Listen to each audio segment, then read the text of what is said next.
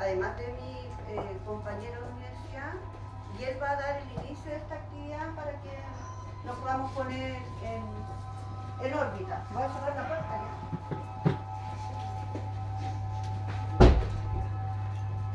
Bueno, muchas gracias, buenas tardes, gracias por venir. Yo sé que ninguno está obligado acá, porque no es consejo de profesores. Vamos a empezar primero con un tema que es súper, para mí, digamos, siempre ha sido muy importante, el ponerse en el mejor lugar. ¿Cuál es el mejor lugar?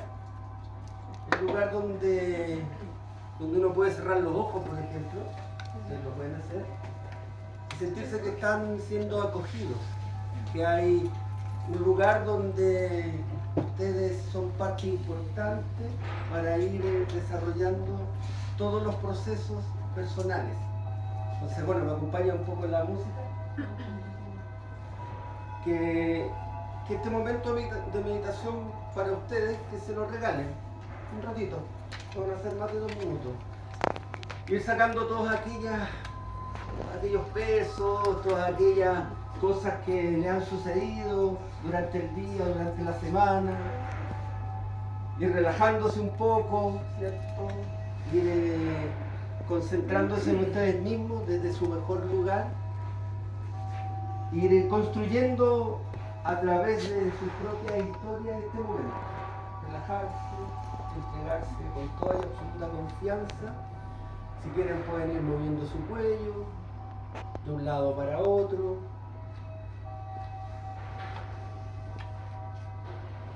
de arriba hacia abajo, y la respiración, que es importante. Pueden inhalar lentamente, exhalan, y en esa exhalación van botando todo lo que el día les ha dado como carga. Inhalan, exhalan, van sintiendo todo su cuerpo, todas sus partes, los hombros, la cabeza, las orejas. Inhalan, exhalan. Inhalan profundamente, casi con un suspiro. Vamos, ustedes pueden. Profundamente. Eso. Exhalan.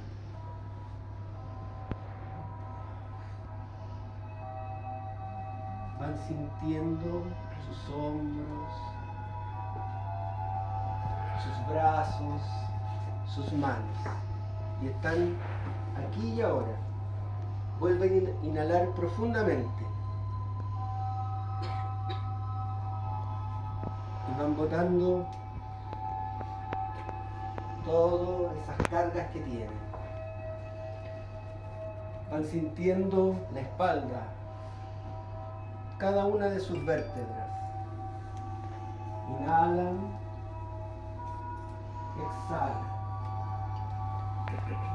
Van sintiendo sus piernas. Saben que están ahí, las que los acompañan siempre. Inhalan, exhalan.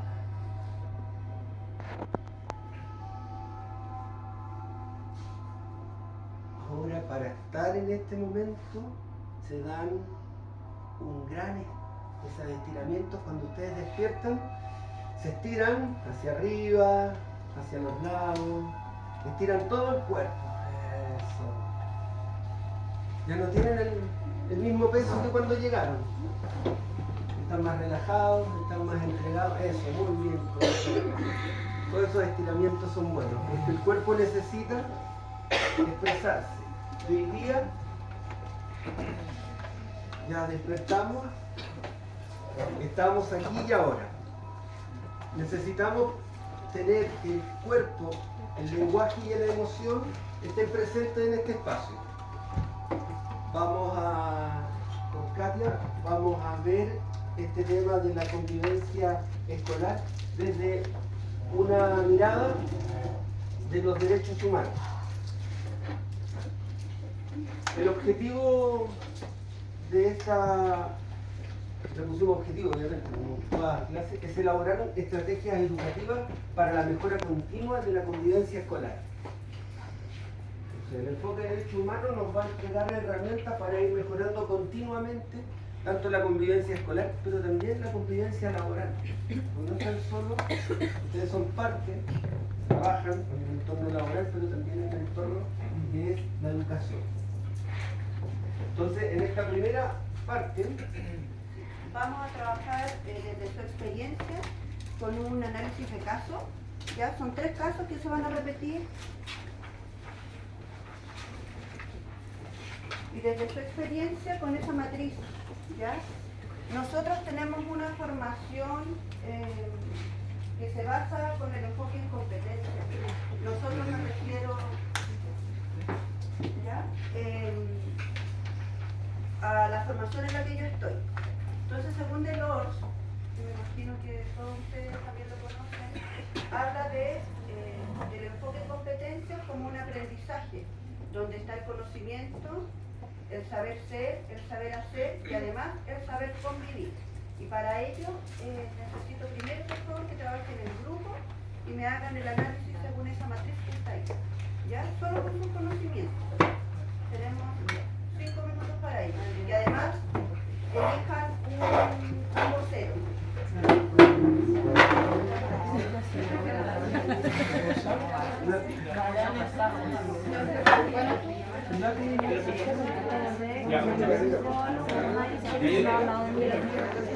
Dicen, en una clase con 25 alumnos ahí se quiere sentar al lado de Miguel. Dicen que huele mal, es moreno y mastica. Entonces se dedica a molestar. Hay una matriz de análisis que hace parte de la crisis, conflicto y temas. Las partes, los sujetos involucrados en el conflicto serían Miguel y el grupo de compañeros que lo molestan.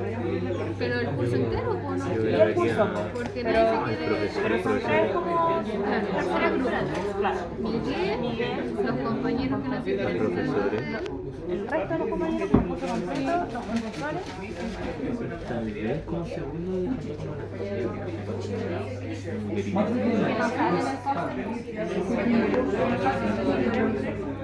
Se subentiende la expresión material o coacción del conflicto en un tiempo y espacio determinado.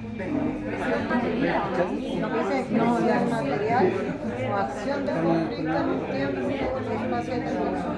El conflicto es que el niño llega tarde.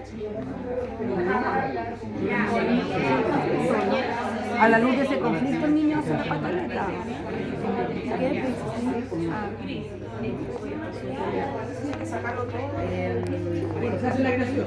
expresión material o acción del conflicto es un tiempo y espacio determinado. Tiempo y espacio determinado, la sala de clase, cualquier clase. Y el comentario, creo yo, ¿no? Eso es como la acción con la que La clase es lo que nadie se quiere sentar con él o al lado. sí, eso es lo que La evitación. y este es el deterioro de la comunicación cuando se crea una posición. Ya, dice conflicto o Es lo que ella está pasando, lo que se ríe, lo que genera, compañero, lo que genera. Ahí hay una cosa que nosotros no vamos a explicar acá, porque primero los conflictos como tales es como lo que está abajo, lo que nosotros generalmente atendemos es la crisis. Lo que ya En el fondo, es desencadenó. lo que yo veo, pero que hay claro, eso sería la crisis, pero que hay detrás de ese comportamiento sería el conflicto. Entonces la introducción, la risa. Y el conflicto es el deseo de llamar la atención. Claro, algo está pasando familiarmente, emocionalmente, Claro. o emocionalmente también en alguna dificultad, Claro. alguna situación familiar que la hace también ser de esa forma. No, pues no es de la clase. Es la clase como del día. Por eso, inicio de la jornada escolar, ¿o no? Entonces pueden temprano en la mañana. Es que eso es como tiempo y espacio, pero si dice crisis, ya, pero la crisis en el fondo es así. Pero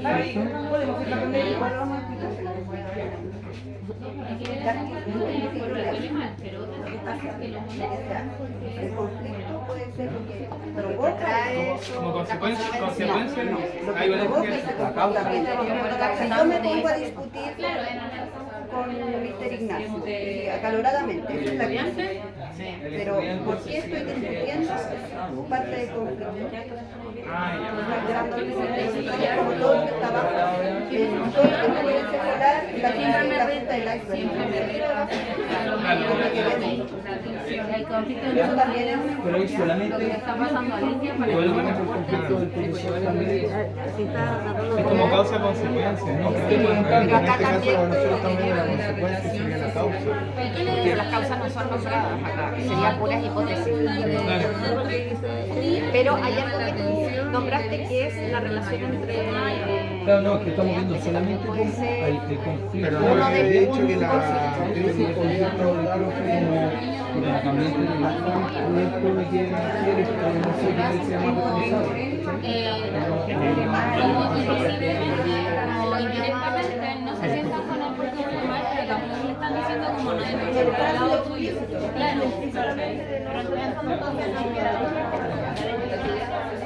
Es que yo creo que primero hay que determinar cuál es nuestro conflicto vamos a tomar entre el que huele mal y nadie se siente en la OD o el que nos molesta porque no pasa y el que por eso, quizás no deberíamos como asumir. Claro, entonces el conflicto real sería que nadie se sienta mal porque huele mal. Y yo creo que hay una cuestión importante de la redacción, porque dicen que huele mal, es muy necesito, pero la redacción nos hace entender que hay un prejuicio en torno a sobre ese juicio, Creo que es discriminación. Hay un delito en todo caso, eso es pero el conflicto Pero sería lo mismo, claro, era mal, Ya, crisis es lo que yo veo, lo que yo estoy atendiendo. Pero es que en nuestro caso nos tocó que hay un niño que no se quiere enfrentar con la discriminación. ¿Cuál sería la crisis? ¿Pero cuál sería el conflicto de eso? que hay como que los niños no están sabiendo expresar como Claro, efectivamente, como que no sabemos las causas de lo que genera esa crisis. La crisis es lo que estamos viendo. Pero una pregunta, el suceso. una pregunta. ¿Usted se sentaría al lado de alguien que vuelva mal? ¿Usted directamente se sentaría? Esa es una solución, pero ¿cómo abordamos el conflicto? Ya, porque el conflicto... La crisis es lo que vimos en la sala. Ya, el conflicto como tal es lo que provoca la crisis. La crisis es lo que yo veo, que nadie se quiere juntar con el mando local. Claro, el conflicto es lo que deteriora. Esa es la Lo que reacción. deteriora y es la deteriora la reacción. relación. Acción, Y reacción. entonces, en ese Esto sentido, lo el estamos conflicto leyendo es al la revés. forma en la que Es que lo molesta. Es que lo expresa porque lo Las causas y efectos. como la forma en la que los niños están abordando esa situación. que a lo mejor El es una conflicto manifestación. es lo que gestiona el que, ¿por qué nadie se quiere sentar con él? Nadie se quiere Como sentar dice con él Pablo, porque creen que huele mal. acción reacción. Porque dicen que huele mal. Y yo lo veo así. Eso es el suceso, estamos todos en el fenómeno social que fenómeno como socialmente y una discriminación y falta Esta es la causa del problema. Ya, entonces eso sería causa y esta es la consecuencia. Y el efecto lo vemos visualmente como algo que las causas pueden ser muy profundas. Que huele mal con un color discriminando por ya, vamos a ver. Exacto, que era lo que está ahí como temas de emergencia. Ya, podríamos temas de emergencia. Porque no se huele mal. Acá, Y porque si esa información no estaría en el se presume Ahora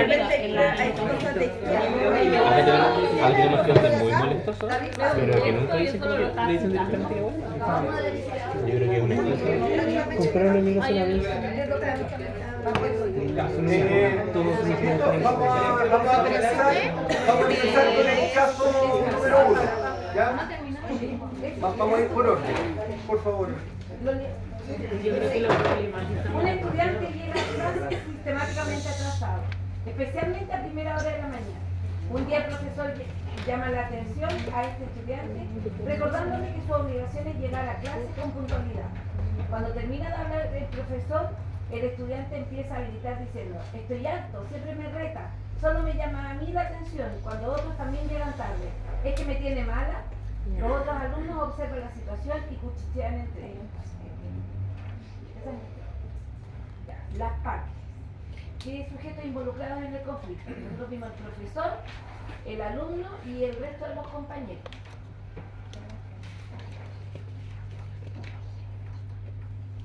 La crisis es la expresión material o acción del conflicto en un tiempo y espacio determinado, el atraso reiterado al colegio. El conflicto, que es el deterioro de la relación social, el profesor le llama la atención y el estudiante contesta. Y los temas emergentes, que son los temas relacionados al conflicto y que pueden ser abordados pedagógicamente a nivel individual y o colectivo. La puntualidad es llamar la atención al estudiante frente a los compañeros y el respeto del alumno al profesor.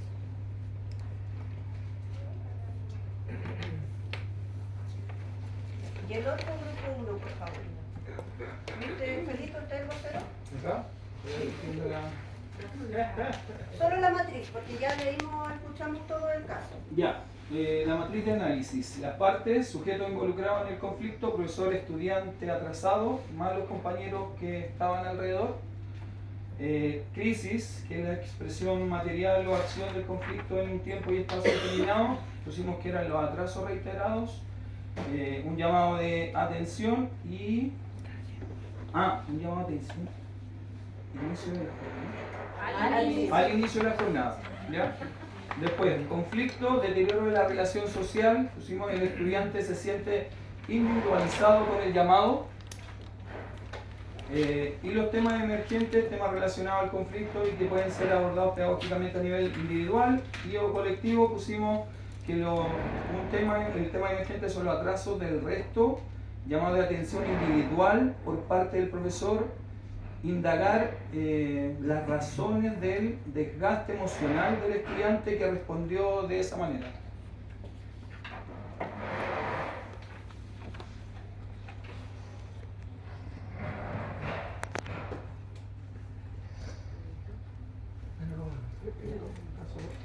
Caso 2. Acá. Ya me decían. En una clase con 25 alumnos, nadie se quiere sentar al lado de Miguel. Dicen que huele mal. Es moreno y bajito. Hay un grupo que se dedica a molestar. Las partes identificamos al profesor, el curso y a Miguel. Crisis, la sala de clase, bajo la idea de que nadie se quiere sentar al lado de él.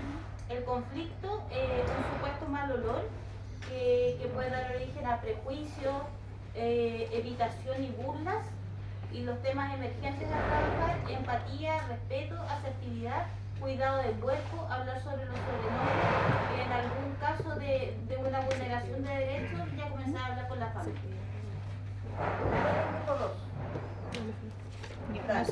Yo voy a leer la matriz y si quieren aportar con algo más. Dale. Ya, partes. Miguel, sus compañeros, el docente e indirectamente la comunidad escolar. Luego, crisis. La crisis es que en clases nadie se quiere sentar con él porque dicen que huele mal. El conflicto sería porque dicen que huele mal y se presume que es debido a su apariencia. Los temas emergentes que pusimos nosotros es discriminación, respeto, higiene personal, reacción de los niños, burlas. Y el grupo 3. Caso 3. Alicia está tratando, como todos los días, de llamar la atención, alterando el desarrollo de la clase.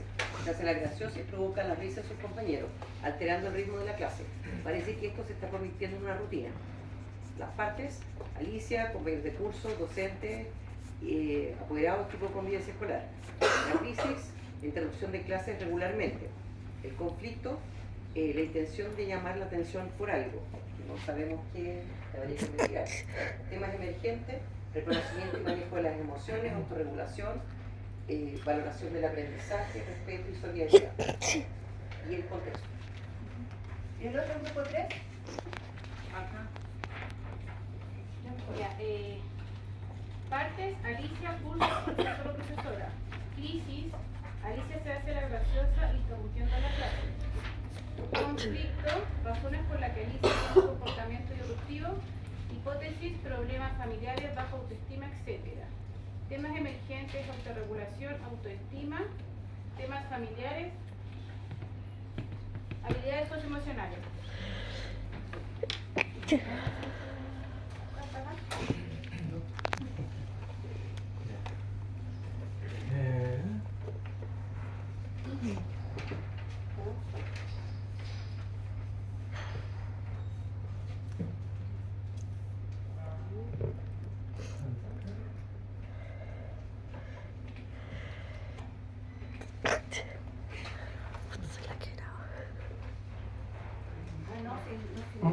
Gracias por ya, para determinar primero, y con muchas dudas por lo que pudimos sondear acá, entender primero que generalmente lo que nosotros atendemos, como lo señalaban en los casos, es la crisis, lo que vemos, lo que hay. Y eso es lo que generalmente se atiende, sobre todo en convivencia escolar, o lo que los profesores tenemos que estar ahí mediando también ustedes, ¿verdad?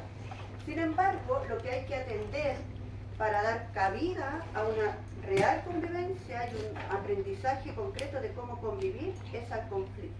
Efectivamente, no irnos siempre por el lado generalmente punitivo, que efectivamente es condenar la conducta inadecuada, sino que más bien entender qué es lo que lleva a que esa conducta exista, a llamar la atención, a que efectivamente un compañero sienta que el otro está oliendo mal, porque quizás es por muchos factores, ¿verdad? Y el otro caso que se me olvidó. El de la puntualidad. El de la puntualidad. Efectivamente, llamamos la atención a veces de manera poco adecuada, ¿cierto? Y no sabemos el contexto y no sabemos el por qué viene tarde. Si bien eso es un valor, pero tenemos que saber cuál es el problema más de fondo siempre, ya para no caer en vulneraciones, porque también nosotros que estamos siempre preocupados de la vulneración de derechos, pero ¿qué pasa con nosotros en nuestro actuar frente a ellos? También podemos caer profundamente en una vulneración de derechos, ya menoscabando a los estudiantes que precisamente están en formación y en pleno desarrollo. ¿Algo que agregar?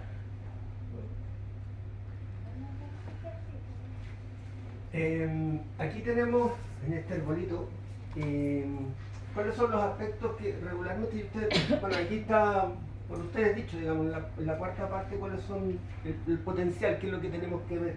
Entonces siempre hay un trato respetuoso entre todos los actores de una comunidad. Eso es esencial, digamos. Dijeron el tema de la puntualidad, o el tema de llamar la atención, o la discriminación, las burlas, la automotivación, el respeto, etc. Es una convivencia caracterizada por la participación, o sea, se genera entre todos bueno, yo trabajo más en educación de adultos, en educación popular, es ir construyendo conocimiento.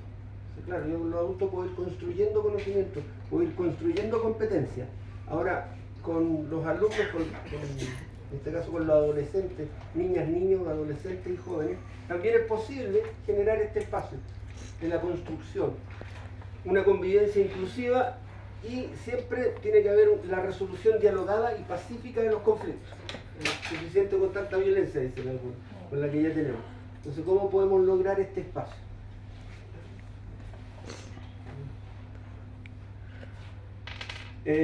Bueno, hay una definición de la convivencia escolar y me gustaría que la futura profesora esté más entendida en el tema. Ya, entender primero que como política de convivencia escolar en el año 2012 se dice que de convivencia escolar se entiende la interrelación ya entre las personas. La convivencia escolar no es solo el equipo de convivencia escolar para con los estudiantes, sino que son entre pares de profesores, entre estudiantes, entre directivos y profesores, directivos y estudiantes, en toda la comunidad educativa, incluido quien administra los distintos establecimientos, ¿ya? Y que se caracteriza efectivamente por el respeto y la solidaridad. Dentro de esto también está una definición que viene de la ley de violencia escolar. Aquí ya hay una fragmentación. Pues lo hacemos a partir desde un tema y ahora sobre otro. se entenderá por convivencia escolar la coexistencia armónica de los miembros de la comunidad educativa, que supone una interrelación positiva entre ellos y permite el adecuado cumplimiento de los objetivos educativos, en un clima que propicie el desarrollo integral de los estudiantes. Estamos hablando aquí ya de cosas más, como más legales. Este tema de la violencia, de la ley de violencia escolar, tiene ese matiz.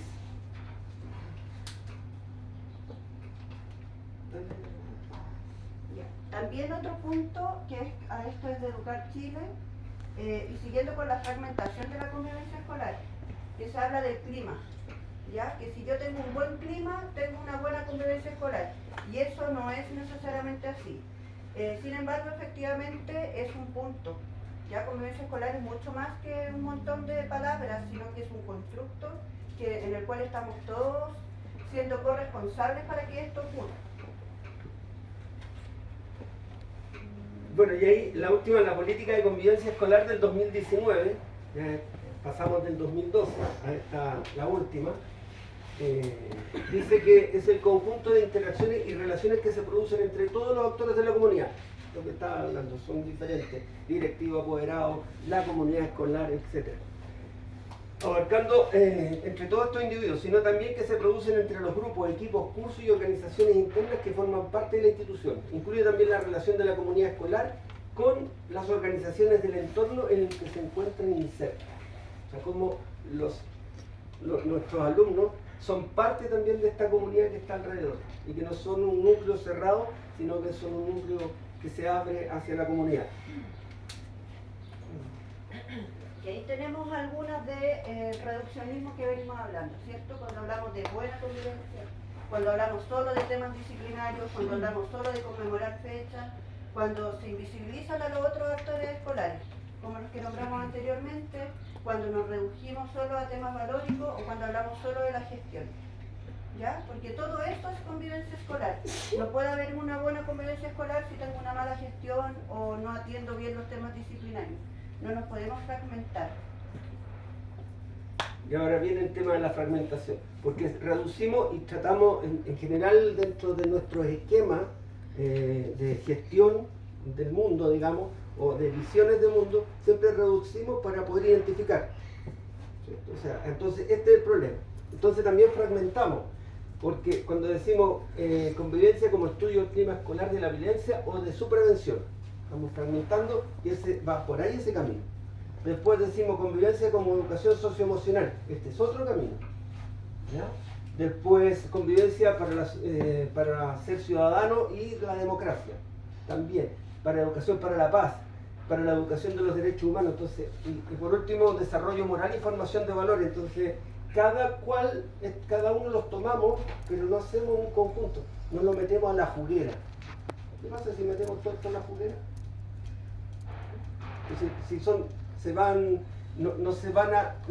Cada uno de estos temas no se arranca por sí solo o no es importante por sí solo, sino porque tiene una relación con el otro. ¿Ya?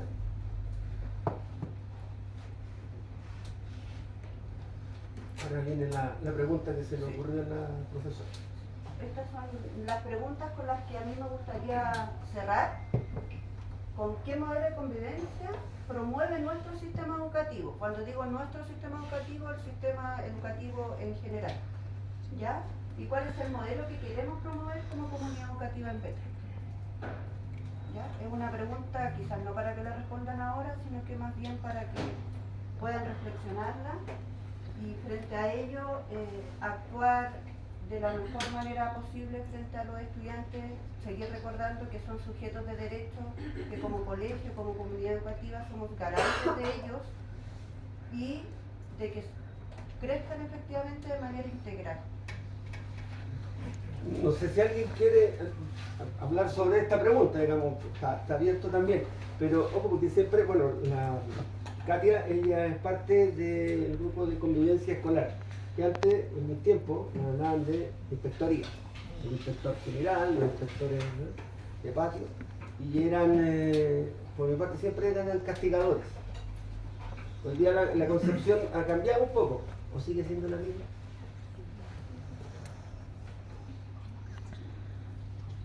o frente a una falta, o frente a algún acto que no corresponde, porque está escrito en el reglamento,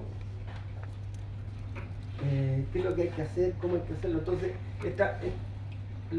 con esta pregunta tiene que ir viendo qué queremos promover, qué modelo se quiere promover en la comunidad educativa en Betterland. No sé si alguien quisiera decir algo. Yo creo que está como en una transición, un medio amorfo todavía quizás, pero todavía tenemos esta idea, creo, más interna, social, de pero ¿cuál va a ser el castigo? Y uno lucha con esa idea también. Hoy, no sé, yo hoy día me vi enfrentada también a quitar un celular y rabiar con el estudiante en vez de preguntarle por qué necesitaba tanto su celular en ese momento. Entonces, claro, atendí la crisis más no el conflicto, que era un conflicto mucho más profundo, socioemocional, bla, bla, bla. Entonces, creo que estamos como en una transición para poder llegar a eso, pero también nosotros somos personas criadas en un sistema punitivo. Entonces, es difícil para nosotros sacarnos como nuestra estructura mental de que los límites son a través del castigo. Eso. Aparte que, un poco como ayudamos a la Xiomara, nosotros somos la comunidad educativa porque hoy día también nos falta un gran pilar que es la familia, que no contamos muchas veces con ella. Entonces se hace más complejo, acá estamos formando, entregando normas, pero todo lo que aplicamos acá se nos desvanece cuando llegan ellos a la casa porque ya existen más permisos, quizás no existen normas claras. Entonces eso también es una lucha que también a todos los que tratamos de que todo sea mejor, de repente también nos juega un poquito en contra. Eso. Interesante lo que dice usted, profesora, porque resulta que... Paula, sí. Porque resulta que los papás de esos hijos fueron educados en este mismo modelo educativo que están sus alumnos. Entonces uno dice, ellos son el reflejo de lo que recibieron en el modelo educativo. Entonces es como cuando a veces hemos conversado, por ejemplo, como un dato anecdótico quizá, la OCDE hizo en el 2018 un trabajo, una investigación en Chile, bueno, en toda Latinoamérica, pero me quiero referir a Chile. Los que están sentados, por favor, afírmense, pero dice que el porcentaje de personas entre 16 y 65 años en Chile que comprenden lo que leen, ¿cuánto creen ustedes? Así lancen porcentaje. 20%. Un 5%. Un 1%. 1%. Entonces, es que es complejo, ¿ah? Es complejo. Porque, y eso no es casualidad, no es obra del destino, no es porque pasó, no es porque los profes sean malos, sean flojos, no sepan nada, no es porque los niños sean tontos. Hay un modelo que apunta específicamente a ese resultado, porque es un modelo 1700, del 1800, digamos, principio del 1800, que tiene que ver con el castigo, con el orden, con la forma de hacer las cosas que nosotros, porque estamos construyendo un tipo de ser humano para la que encaje en este modelo, en esta sociedad, que sea trabajador, que no discuta, ¿no? Que sea parte que ojalá no vaya a ser complicado, ¿no? Que un trabajador que no hay que hacer un sindicato, ya empezamos con problemas comunistas.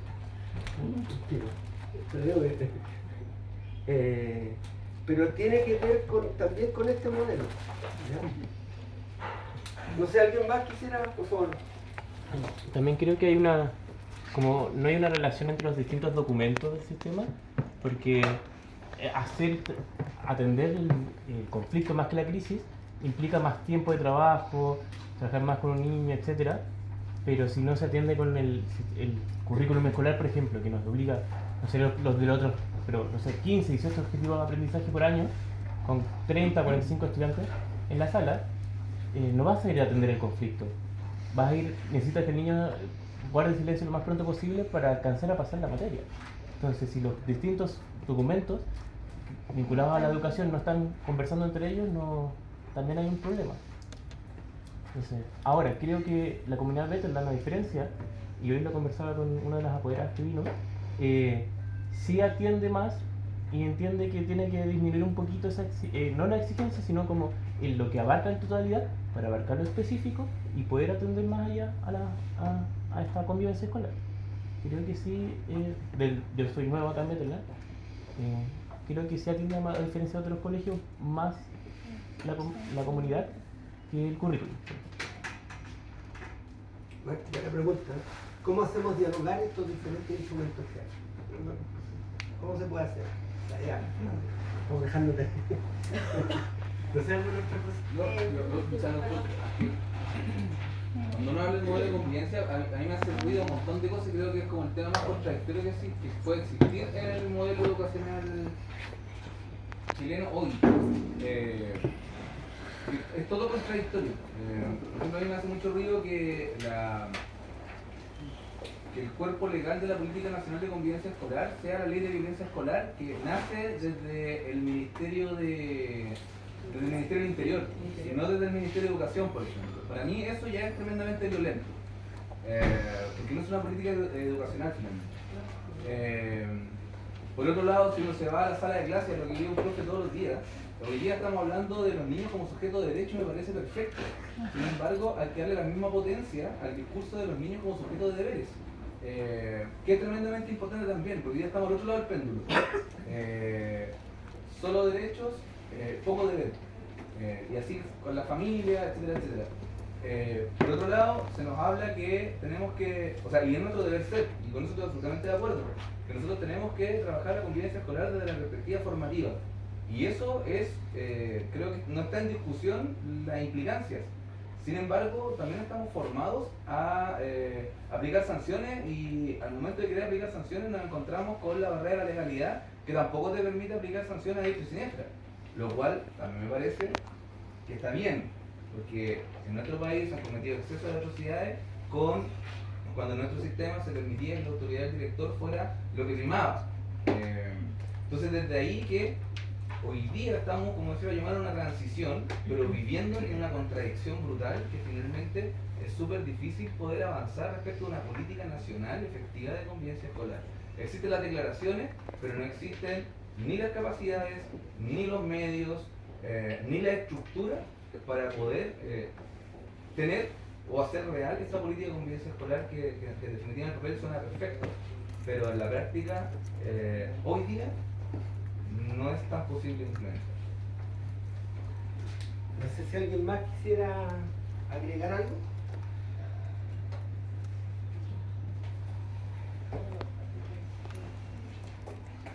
Yo también, tomando las palabras de Felipe, también considero que estamos, como bien dijo Yomara, y con un montón en este bagaje de la nueva sociedad, estamos siempre como en transición. Pero creo que de la vuelta a la democracia seguimos estando en transición. Porque hablamos mucho y hacemos muy poco, ¿cierto? Desde las políticas, desde nuestro actuar, nos pasa...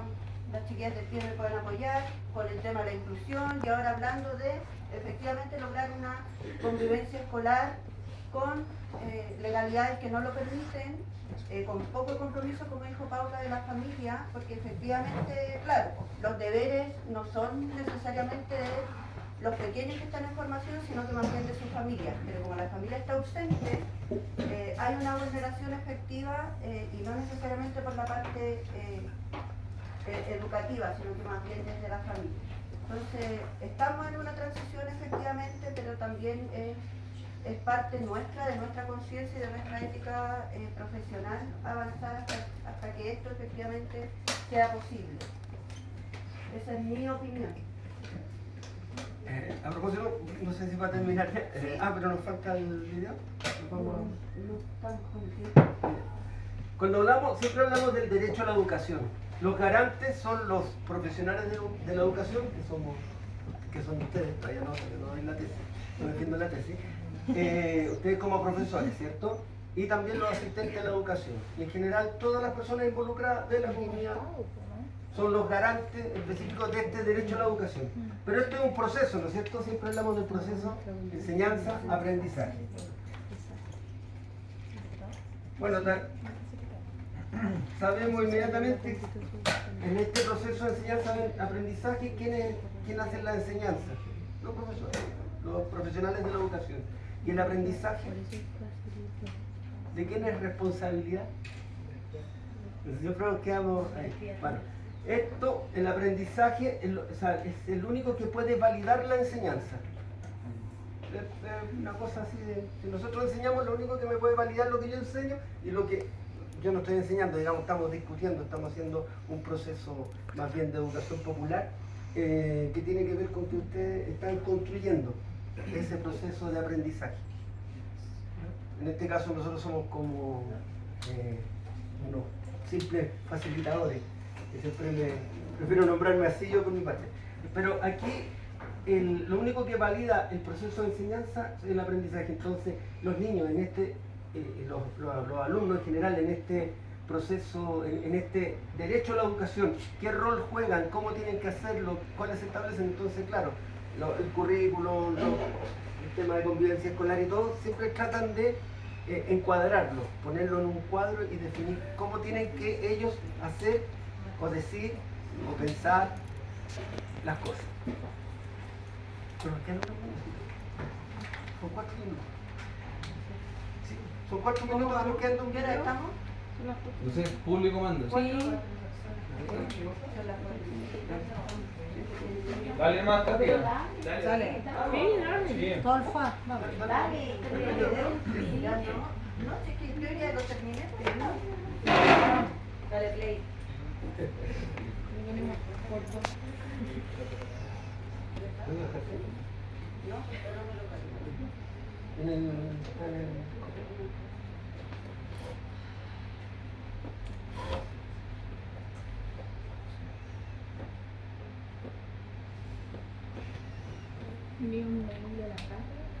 Porque un pequeño video, son como 4 minutos, con respecto a algunos autores lo que hablan sobre lo que es la educación pública, cómo nace y cómo se va a crear.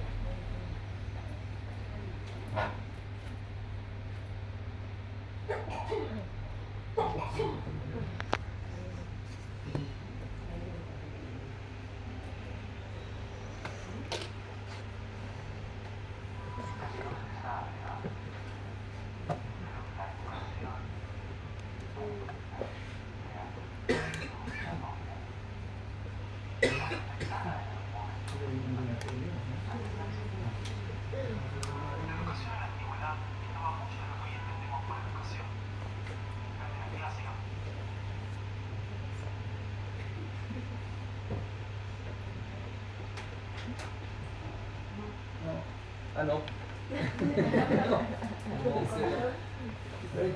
Ahí abajo está el control. Rosita el control,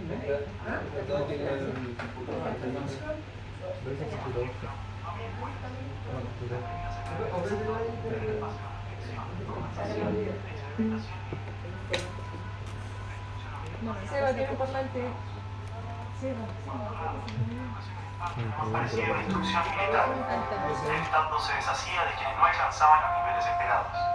Había clases obligatorias, fuertes castigos y modelamiento de la conducta a través del dolor y el sufrimiento. Antiguamente la educación estaba en manos de la Iglesia Católica, por lo menos en el mundo cristiano occidental. Y fue recién en el siglo XVIII, en una época de la historia que se llama despotismo frustrado, seguramente lo escucharán, en donde se creó el concepto de educación pública, gratuita y obligatoria. La escuela como la conocemos nace a fines del siglo XVIII y principios del siglo XIX en Prusia. Con el fin de evitar las revoluciones que sucedían en Francia, los monarcas incluyeron algunos principios de la Ilustración para satisfacer al pueblo, pero manteniendo el régimen absolutista. La escuela prusiana se basaba en una fuerte división de clases y castas. Su estructura, heredera del modelo espartano, fomentaba la disciplina, la obediencia y el régimen autoritario. ¿Qué buscaban estos déspotas ilustrados? Un pueblo dócil, obediente, y que se pudiera preparar para las guerras que hubieron en esa época entre todas las naciones que estaban naciendo. Por ejemplo, Catalina la Grande de Rusia tomó a los enciclopedistas franceses a preparar esto mismo. Diderot, uno de los más famosos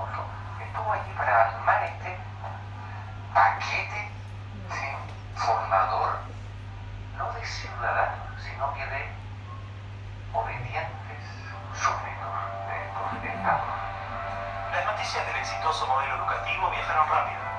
En pocos años, educadores de América y Europa visitaban Prusia para capacitarse. Con el paso del tiempo, el modelo se expandió a nivel internacional. Muchos países importaron la escuela moderna con el discurso del acceso a la educación para todos, elevando la bandera de la igualdad, cuando justamente la esencia misma del sistema provenía del despotismo, buscando perpetuar los modelos elitistas y la división de clases. Ese es el origen de la educación pública. Eso te dice Napoleón, poco posterior, y enemigo jurado de todos estos tipos de que lo decía con todas sus letras. Yo quiero formar un cuerpo docente para poder dirigir el parecer de los franceses. ¿Se entiende? Él lo tiene claro. Y eso opera, se sepa o no se sepa, hasta el día de hoy. La escuela nace en un mundo positivista regido por una economía industrial. Por lo tanto, busca obtener los mayores resultados observables con el menor esfuerzo e inversión posible, aplicando fórmulas científicas y leyes generales. La escuela era la respuesta ideal a la necesidad de trabajadores, y los mismos empresarios industriales del siglo XIX fueron quienes financiaron la escolarización obligatoria a través de sus fundaciones. ¿Dónde ponemos los hijos de estas personas para que puedan trabajar? ¿Cómo educamos en que aprendan a leer? ¿Cómo creamos obreros inteligentes? La educación sigue siendo lo mismo, una herramienta para formar trabajadores útil al sistema y una herramienta útil para que la cultura permanezca siempre igual, siempre se repita. Interesante, ¿eh? Mire, a propósito de lo que están diciendo ahí, en Chile y Argentina, en Chile llegó don Andrés Bello, un venezolano, y dijo que había que educar a las élites para que ellos después educaran al pueblo. Sarmiento, otro venezolano en Argentina, dijo: todos tienen que tener acceso a la educación, no importa su condición social, ni económica, ni de raza, ni de nada. Con respecto al Estado docente, la Foch en 1926 se enfrenta a Arturo Alessandri Palma, que ya empieza a ser el Estado docente, que tenía que educar, se enfrenta que es la Federación Obrera Chilena y crea 48 colegios que están fuera del sistema del Estado docente. Lo hace con profesores normalistas, es una experiencia muy bonita. Entonces, hay ejemplos, digamos, de situaciones que nos van sucediendo. Y aprovechando, ya que justo encontré ahí, no pedí oficialmente el libro a la señorita bibliotecaria, Marco Antonio Laparra primero dice: ¿quién ha salido o entrado a ninguna parte sin una crisis? ¿Se puede realmente salir del siglo XX sin ajustar algunas cuentas precisas? ¿Alguien conoce un cambio que no sea catastrófico? Muchas gracias por este tiempo que nos dio.